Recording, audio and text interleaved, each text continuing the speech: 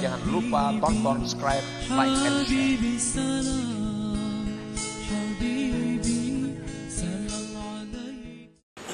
Nah, para ulama pendahulu-pendahulu kita yang saleh, mereka menjelaskan tentang tanda, alamat orang-orang yang hatinya itu dipenuhi dengan duniawi. Alamat hati yang tidak bisa ditembus oleh cahaya Islam dan iman. Nah, yang pertama, ya'taqidu annal asbab yu'atsiru ma'allah. Ini tanda orang yang hatinya gelap, yang kadangkala ditembus oleh sinar iman.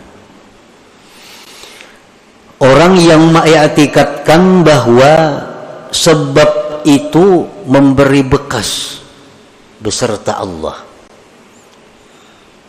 dalam hatinya nih. Dalam hatinya ini sebab itu menentukan.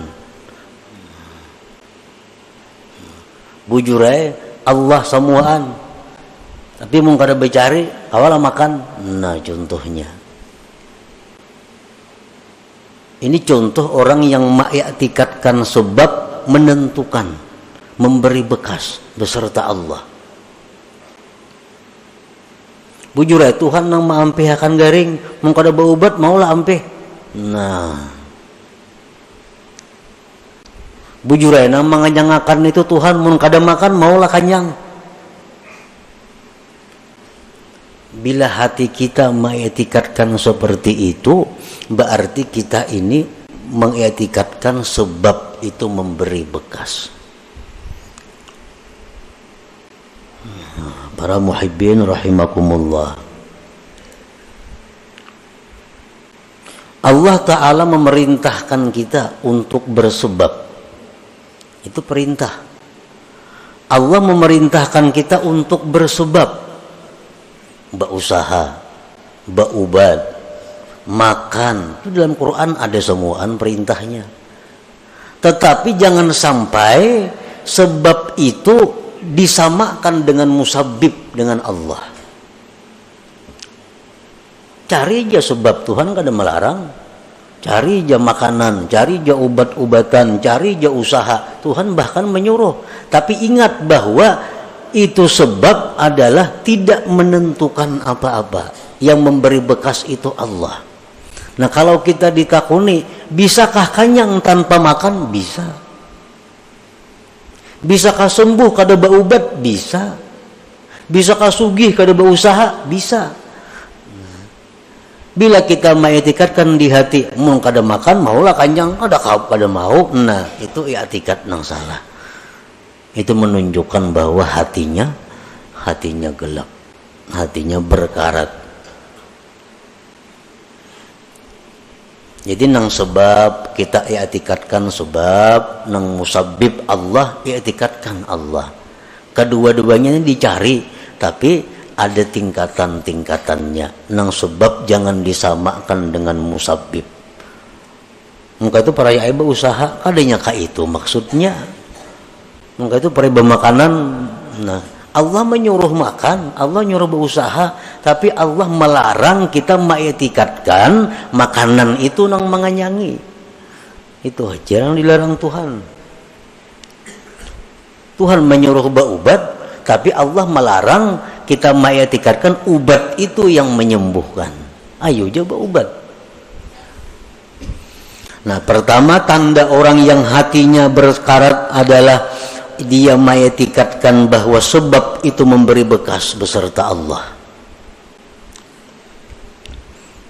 Yang kedua tandanya orang yang hati berkarat, la yakhafu bima aw'adahu Allah ta'ala bin nar awil azab awil la'nah. Dia tidak takut pada sesuatu yang diancam oleh Allah dengan neraka atau azab atau laknat. Dia kada takut. Jar Tuhan, kita jangan berzina. zina itu azabnya pedih, masih aja mau melakukan. Nah, ada takutan. Ujar Tuhan ikam jangan mendekati zina. Ujar Tuhan ikam jangan melakukan riba, karena bila ikam riba itu ikam bermusuh lawan aku. Tetap inya riba, maka ada takutan. Nah, ini tandanya hati itu sudah masghub bid dunyal ajilah. Jar Tuhan jangan melakukan ini, ikam dilaknat kena. Tahu ada rencakayan dengar di ceramah, di TV, di radio, di mana-mana mendengar ini jangan nih dilaknat, tatap aja digawi. Nah, ini hatinya sudah kada kawa ditembus lagi oleh cahaya iman, Islam dan ihsan. Yang ketiga, la yarju fima wa'adahu Allah ta'ala minal jannah awir ridwan. Dia tidak mengharap, tidak tergiur dengan janji-janji Allah daripada surga dan keridhaan. Kada tergiur. Jar Tuhan ikam laksanakan ini, balasannya surga bidadari 1000 orang. Kada ada beliau-liur. Kada ada hendak, kada ada meminat, kada menyambut. Nah, hati ini kada menyambut. Berarti hati kita tertutup. Al-Quran mengatakan, hadis Rasul mengatakan, baca ini, baca ini surah ini, baca tiap malam. Tumat saja bacanya. Bila ikam baca surah itu, ikam kena mati ke surga, direbutakan bidadari. Ada tak baca-baca. Nah,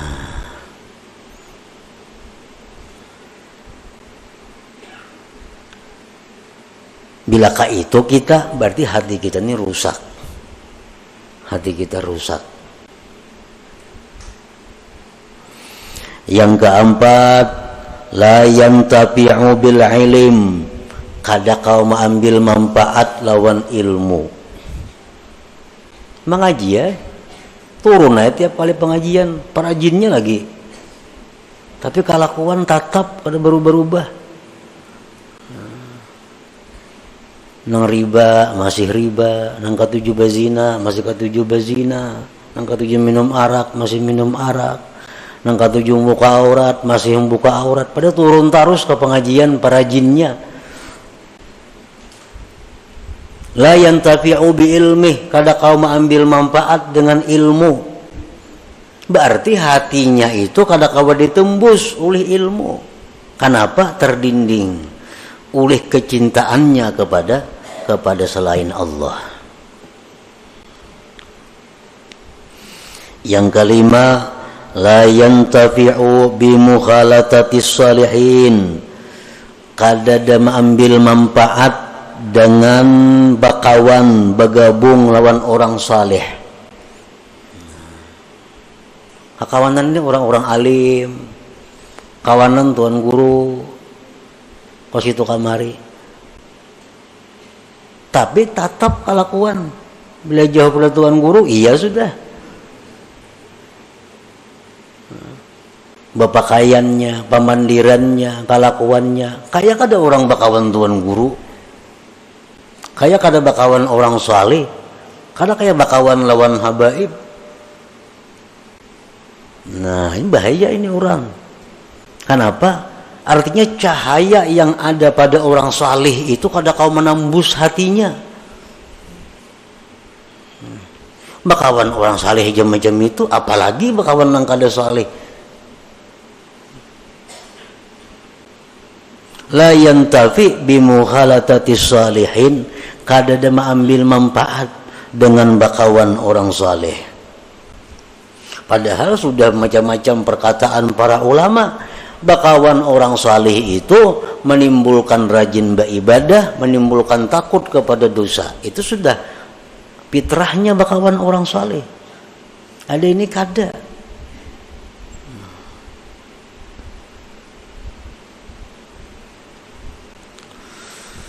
Yang keenam, tanda orang yang hatinya gelap gulita, la yabki bi dzikril ma'siyatil lati amilaha. Dia tidak menangis mengingat maksiat yang pernah dilakukannya. Nah, dahulu suah berbuat maksiat ini, suah berbuat maksiat itu, suah berbuat maksiat ini. Keingatan, kada apa-apa. Kada ada pina menyesali, apalagi menangis. Padahal zikrul maksiat, mengingat maksiat itu merupakan sesuatu sebab yang paling segera membuat menangis bagi orang yang hatinya terang, hatinya lembut. Mengatakan dosa-dosa kita bahari itu adalah kita tetangis. Bila kada tetangis, berarti hati kita ada gangguan, berarti hati kita ada masalah. Kalau kita bujur-bujur hati nang diterangi dengan cahaya iman, ingat dosa bahari, tertunduk kita menangis. Yang ketujuh, la yastahi bi mukhalafati sunnati wa khalqil muru'ah. Tidak merasa malu berbuat sesuatu yang bertentangan dengan sunnah dan merusak kehormatannya. Kada merasa malu. Sekampungan orang turunan menuntut ilmu kalanggar, nya kada gana di rumah. Kalau pangsupan kada. Orang kalanggaran gana di rumah. Kalau pangasa supan kada ada juga. Orang batapihan nya kujuk-kujuk besulawar handap. Kada ada supan kada ada. Rakit di tangan. Kada ada supan. Ini parak maghrib arina. Kada ada supan. Berarti hati orang ini sudah kada kawa ditembus lagi dengan cahaya iman. Yang kedelapan, la yakhsaru bi tarkit ta'ah, tidak merasa rugi meninggalkan taat. Kada merasa rugi. Ada orang taat berbuat ibadah, inya kadang gawe, kada ada rasa rugi. Nah, kalau orang-orang beriman macam sahabat Nabi, para tabi'in, generasi-generasi pendahulu kita, kalau orang tuh kada sampat misalnya sembahyang berjamaah karena ada masalah apakah kelalaiannya, kada sampat tuntung ke masjid, orang sudah bubar berjamaah, mati-matiannya menangis, menyasa rugi karena kada sampat berbuat taat ini. Nah, itu tanda orang hati yang terang. Kehilangan kesempatan berbuat taat itu kerugian yang besar. Bila kita kada merasa rugi, nah itu ada masalah. Hati kita ini ada kegelapannya. Yang kesembilan, la yajidu halawatat taat, dia kada merasakan manisnya taat.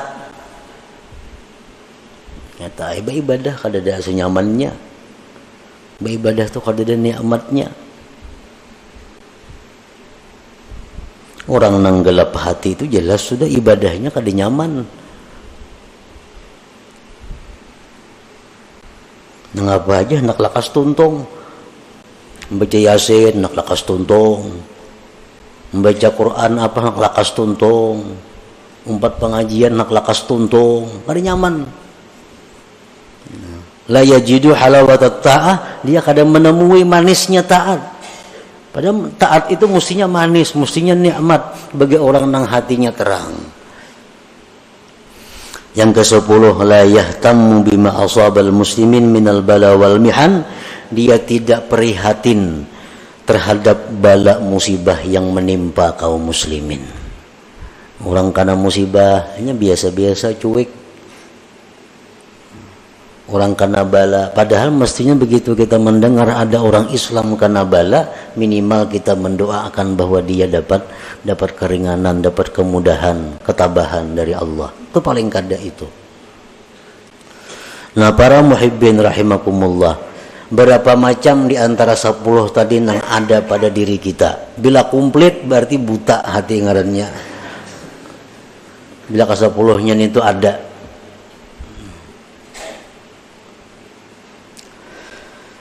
Nah, jadi petunjuk para ulama, petunjuk daripada para ulama sesuai dengan apa yang disampaikan Rasulullah sallallahu alaihi wasallam, cara mengobati hati yang seperti tadi, cara mengobati kelakuan akhlak seperti 10 tadi, hanya ada 2 macam obatnya.